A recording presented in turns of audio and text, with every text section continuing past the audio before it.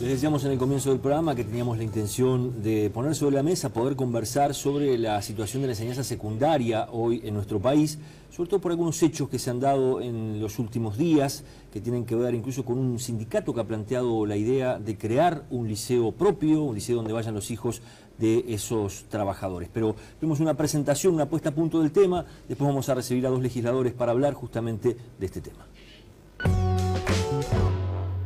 El proyecto del gremio de los empleados de la bebida de crear un liceo para los hijos de los trabajadores encendió la polémica. El secretario general del sindicato, Richard Reed, dijo que quien crea que la educación actual es buena, válida y de inclusión, vive en otro mundo. Hay una falta de contención realmente a sus gurises. ¿Y el liceo público no lo logra eso? Yo creo que está lejos de eso. Yo brego como todo el mundo por una educación gratuita, laica, inclusiva, de calidad, pero está lejos de eso. En el secretariado del PIT-CNT la idea de la FOEB no es bien vista. Es un debate de ideas, ¿no? Y en un debate de ideas claramente tenemos una posición negativa en función de varios aspectos. El primero, la defensa irrestricta de la escuela pública y el convencimiento que no hay nada más igualitario que la educación pública en cualquier país del mundo. Que hay que generar las condiciones para que todos los uruguayos y uruguayas, sentados en un mismo banco de escuela o de liceo, obtengamos los conocimientos necesarios para la vida y para el mundo del trabajo y los valores. Como organización creemos que es un error contribuir a que se siga, digamos, fragmentando la educación en el Uruguay. Necesitamos que todos vayan a la escuela pública porque eso de alguna manera nivela los conocimientos y le da oportunidades a los más débiles.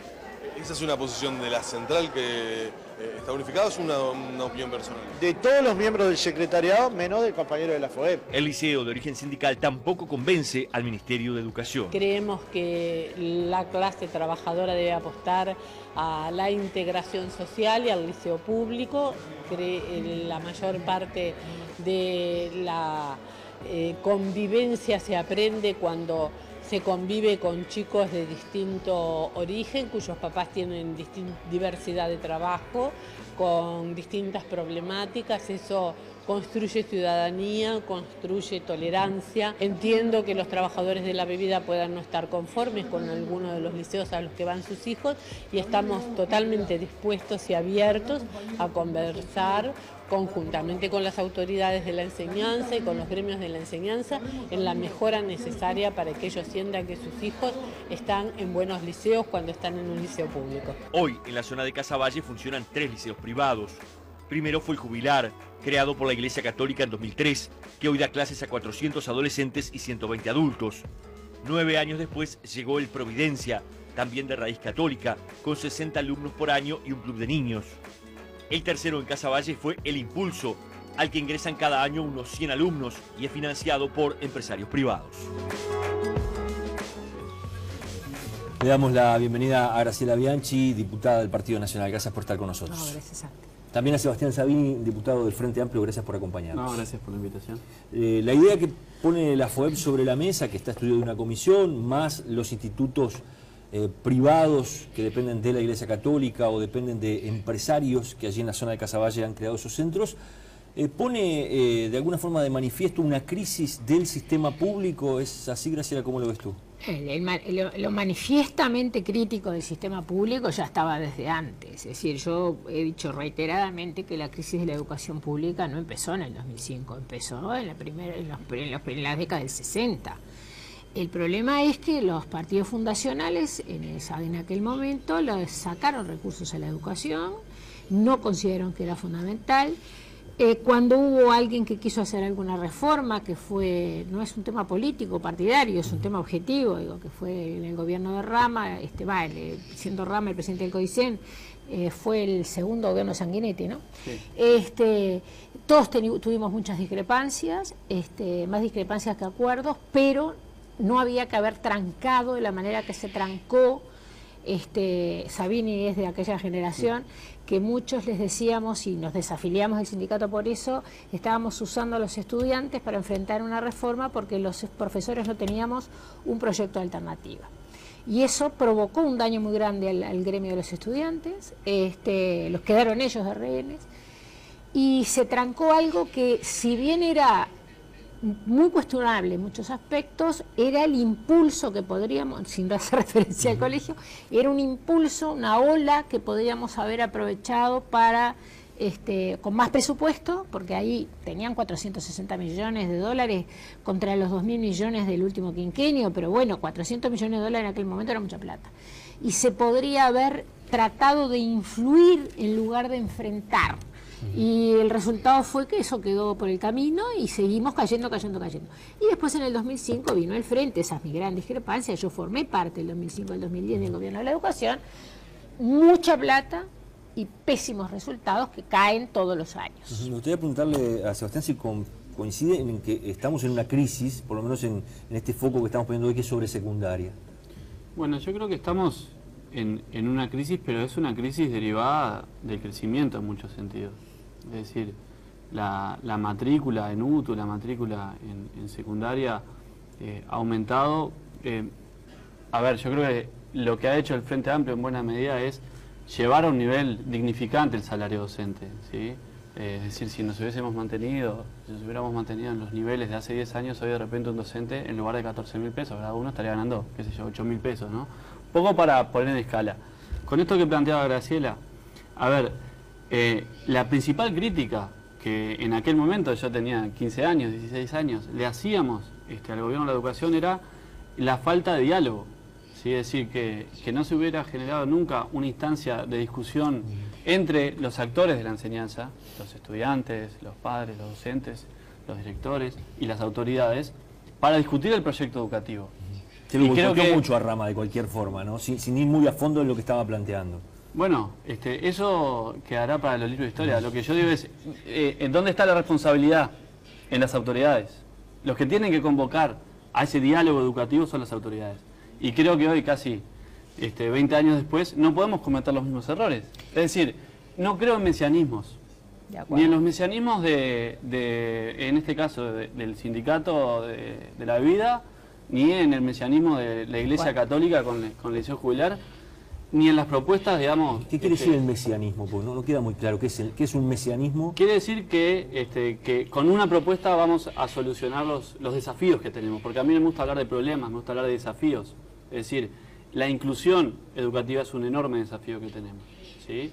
Y pensar que con una propuesta, en este caso de un sindicato, vamos a mejorar los problemas de la enseñanza, no va a ir por ahí, ¿no?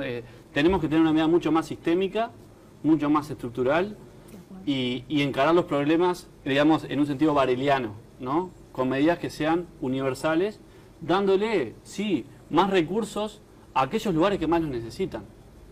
Hay una franja, hablando en secundaria, de los liceos de la periferia de Montevideo, que son en donde tenemos la mayor cantidad de problemas, ¿sí?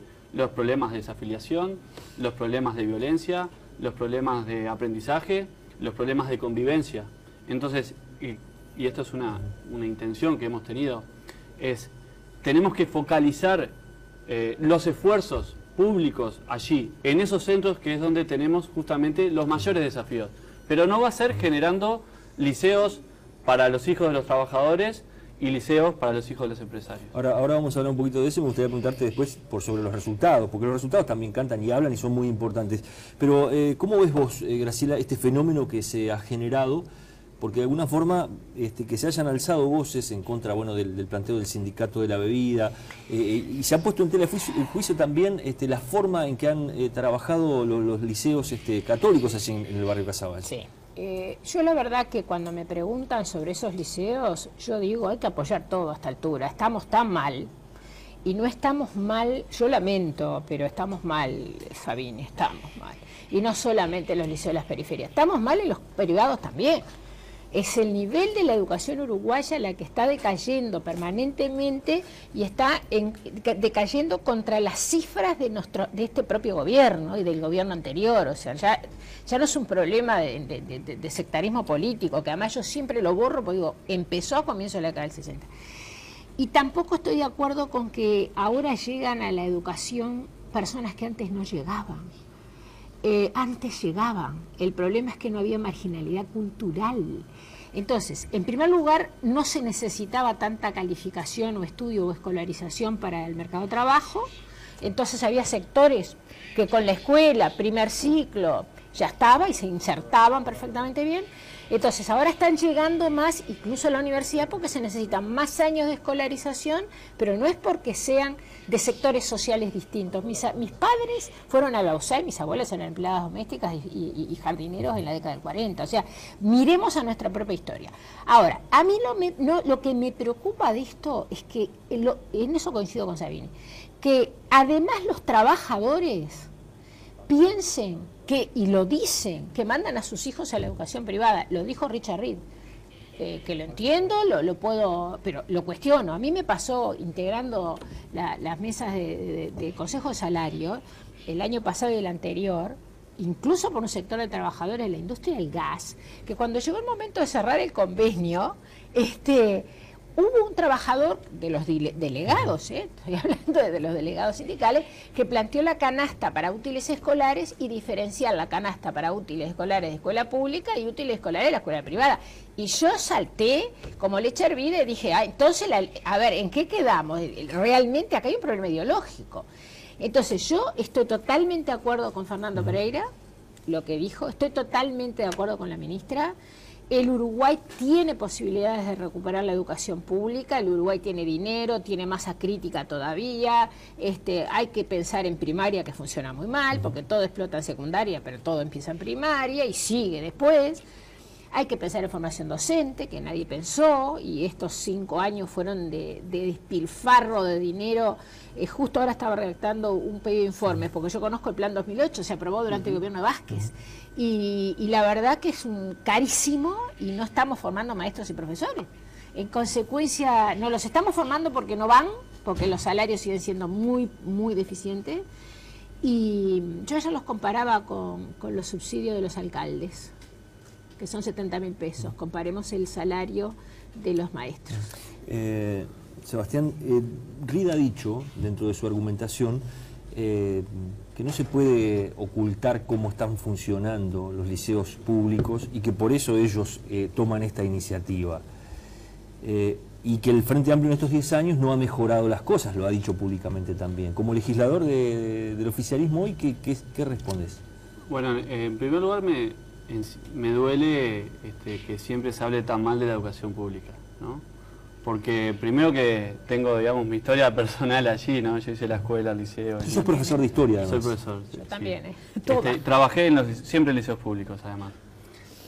Y cuando uno mira los números globales, es verdad, hay alarmas rojas, ¿no? Cosas gruesas que nos pasan, y sobre todo vinculados justamente a los sectores más desfavorecidos de la sociedad. Esas son las alarmas más rojas que tenemos. Pero después hay otra serie de números que no son, digamos, tan complicados, ¿no? Es decir, la culminación de ciclos, la cobertura, esas son cosas que han ido mejorando en estos años. Se dice poco. Pero además, cuando se habla, por ejemplo, del liceo jubilar o el impulso, se olvida que hay experiencias muy, pero muy ricas también en la enseñanza pública, ¿sí? Porque poner digamos, a toda la educación pública en la misma bolsa, como que todo es un desastre, es un error. Y hay experiencias muy, muy buenas, muy ricas, que protagonizan los docentes de la educación pública y de las cuales no hablamos, ¿sí? Ahora, ¿cuál es el problema? Cuando hablamos de la educación privada, o por ejemplo del liceo jubilar o del liceo que propone la FUEB, estos proyectos se financian en realidad con una buena parte de recursos públicos. No es cierto que sean empresas que ayudan a la educación privada. ¿Por qué? Porque esos centros se financian con el descuento de impuestos. Totalmente de acuerdo. El 83% de esos recursos son descuento de impuestos. Entonces, la pregunta que nos tenemos que hacer es, bueno, resulta que en estos liceos, con una buena parte de recursos públicos, estamos seleccionando estudiantes. ¿Por qué? Bueno, porque yo le exijo a ese estudiante que tenga una familia detrás y que no sea repetidor. ¿Qué hacemos mañana si le tenemos que decir a todos los estudiantes de la educación pública que no pueden volver a entrar porque son repetidores? Bueno, con esos son los que tenemos los problemas. Con esos son los que tenemos que trabajar. Entonces, está perfecto el liceo jubilar. Yo aplaudo que haya gente que dedique tiempo, dedicación y compromiso a eso. Ahora, ese modelo de selectividad para la educación pública no sirve. Entonces, por eso digo, tenemos que discutir modelos generales, modelos estructurales que nos permitan llegar a esos chiquilines que hoy no llegamos. ¿Cómo lo hacemos? Bueno, sin duda, una de las tareas es jerarquizar la tarea docente. Y nosotros lo hemos hecho en la medida que hemos podido. Por eso peleamos dentro del Frente Amplio y vamos a pelear en la rendición de cuentas para que sigan aumentando los recursos a la enseñanza, porque con lo que hoy tenemos, estamos en los lugares más bajos de América Latina, ¿sí? Aún a pesar del aumento gigantesco que hicimos, pero si nos queremos comparar con Finlandia, bueno, comparemos los presupuestos, pero también comparemos el PIB per cápita, comparemos la pobreza, comparemos la desigualdad. Finlandia es uno de los países del mundo menos desigual del planeta. Entonces, no va a haber educación justa sin justicia social. García, mucha gente que dice también, o analistas en el tema, esto no es un tema de recursos, más allá que los recursos son importantes. Sin duda que no es un tema de recursos. Yo lo he dicho antes dentro del Frente Amplio, yo soy, en el acierto o en el error, soy coherente. Yo pedía, por favor, no le den más plata. Si vamos a mantener esta gestión, si vamos a mantener estas mismas autoridades, por favor no den más recursos, porque con mucho menos recursos se pueden obtener más resultados. Yo en realidad lo que quiero es que se le dé más recursos, o los mismos por lo menos como piso, pero que se elijan a los mejores, no que se me ponga un médico como ministro de Educación, como el periodo pasado se puso a un ingeniero químico, que se puso a un presidente del CODICEN en el 2005, que era médico. No quiere decir que solo los profesores podamos resolver el tema de la educación, pero sí tenemos que llevar, como cualquier otro equipo, la cabeza de la gestión, porque los sociólogos especialistas en educación, como es el subsecretario, está bárbaro. Yo a Fernando Filgueira lo respeto mucho, pero es sociólogo. Entonces tenemos que trabajar en equipo. Los sociólogos aportarán lo que corresponde a la sociología, otros aportarán lo que pero los docentes tenemos que aportar como docentes. Y hay docentes, como en mi caso, que nos especializamos en la gestión. Que en el Uruguay la gestión no es considerada una especialización. Yo hice una especialización internacional en el año 2007, nunca nadie le dio importancia porque acá se piensa que cualquiera puede gestionar. Y pasa lo mismo, hemos tenido ejemplos en el canal público de televisión, excelentes periodistas, los pusieron de directores, fueron un desastre, y son excelentes periodistas. Entonces, esto es el problema fundamental a los efectos de los recursos. Y direccionarlos bien, o sea, primero, no se puede seleccionar al personal de acuerdo al grupo político al que se pertenece, sino a los mejores, y además ir directo a nivel académico. Y el nivel académico hay que fortalecerlo en primaria. Primaria tiene que alfabetizar, cosa que no está haciendo, porque la tasa de egreso, el 99% de primaria, es de egreso numérico. Pero yo hace muchos años que estoy pidiendo que se le haga una prueba de calidad. Lo hacen institutos internacionales, nos guste o no nos guste, lo ha hecho el Instituto de Evaluación, que ha tenido problemas, Ravela tuvo que renunciar. Es decir, ¿con qué nivel salen? Es decir, yo soy profesional universitaria y veo los muchachos que están saliendo con títulos universitarios y me alarmo. Veo jueces o juezas que están ya en la judicatura por edad y me alarmo. Entonces, si no le damos fuerza al nivel académico, no tenemos una educación de calidad, si quieren usar no vamos a tener en la educación una forma de movilidad social, que es lo que el Uruguay siempre tuvo. Muchas cosas ha dicho Graciela. ¿Cómo analizás y ves esa situación? Sí, estamos de acuerdo. A veces se dice, ¿no?, que se ha gastado mucho y que los resultados no son los esperados. Uno tiende a pensar que a veces pensamos la educación como si fuera una fábrica, ¿no?